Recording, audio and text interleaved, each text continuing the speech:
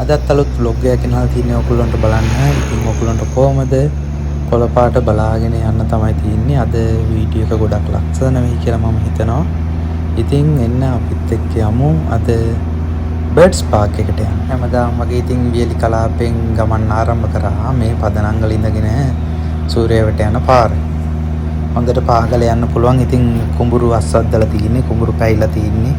Tsunami දෙකක් යනවා දකින්න නැති වල මුලින්.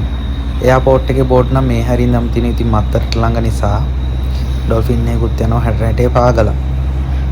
මේ පාරේ අයිනෙන් මං අත පැත්තේ දිගටම ඇල මාර්ගයක් තියෙන. ඉතින් ඒ ඇල මාර්ගයේ සිසිලස විඳගෙන ඔයගොල්ලන්ට ඉස්සරහට ඇදලා යන්න පුළුවන්. බර්ඩ්ස් පාක් එකට යන්න පාරවල් කිහිපයක්ම තියෙනවා. ඉතින් ඒ පාරවල් ටික ගැන විස්තරයක් මම දැන් කියන්නම්. කොළඹ සිට එන කෙනෙකුට අධිවේගී මාර්ගය පාවිච්චි කරන්න පුළුවන්. එහෙම නැත්නම් රත්නපුරේ හරහා ඇඹිලිපිටිය හරහා මාර්ගය පාවිච්චි කරන්න පුළුවන්. ඇඹිලිපිටිය හරහා එනවනම්